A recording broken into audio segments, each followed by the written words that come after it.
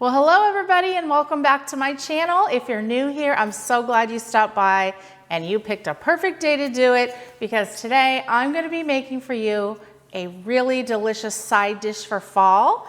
It's great for Thanksgiving or just any night of the week.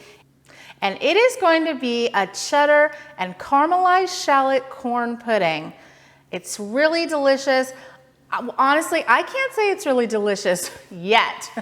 I got this recipe from a good friend of mine named Jo Gonzalez, and she's in Texas and she's a personal chef and I've known her for years, and if she says this is a good recipe, it is.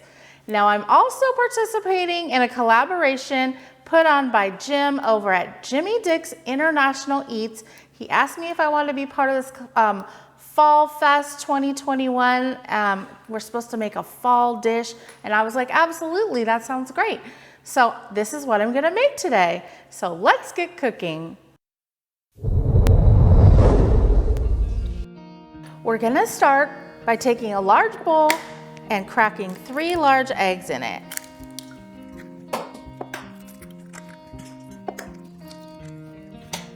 And now what I wanted to tell you, one of the ingredients is shallots.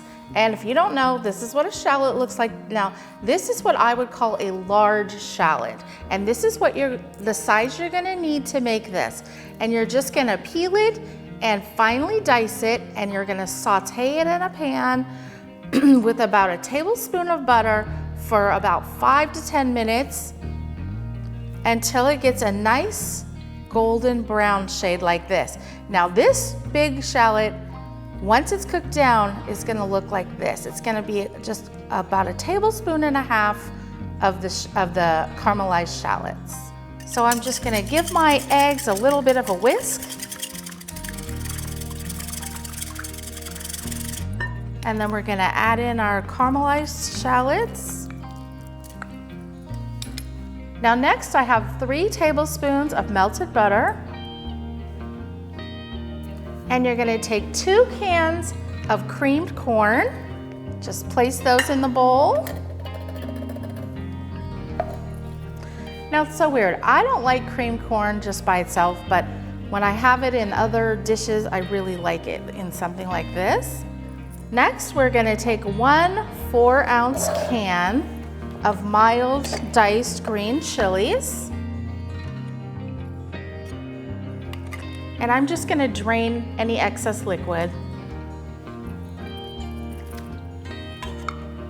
Next, I have a 1/2 cup of cornmeal, 2/3 cup of Ritz cracker crumbs. So just take a sleeve of Ritz crackers and pulse them in a food processor, or you can just use a rolling pin.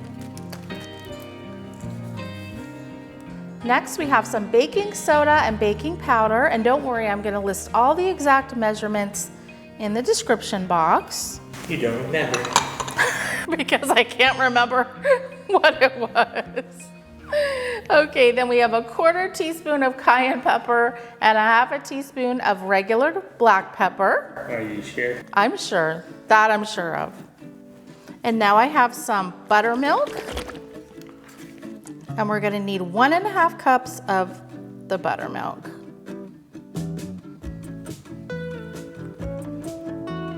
And now we're just gonna stir all this up until it's really well combined. Is that incorporated? I didn't want to say incorporated because Chris always makes fun of me.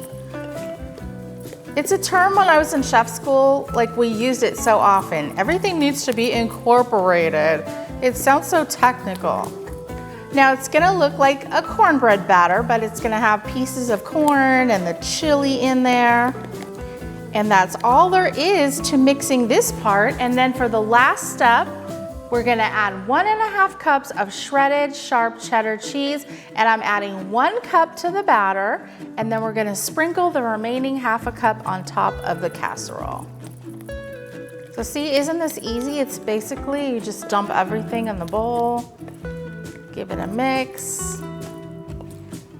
So I sprayed a casserole dish with some nonstick cooking spray, and we're just gonna pour that into the casserole.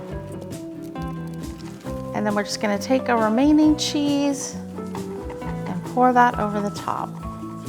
I have my oven preheated to 350 degrees, and this is gonna bake for 45 minutes or until it's set and a nice golden brown. And okay, you guys, I have a little confession.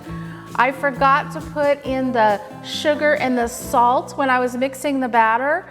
It was hiding behind something, so don't worry, that's in the recipe description.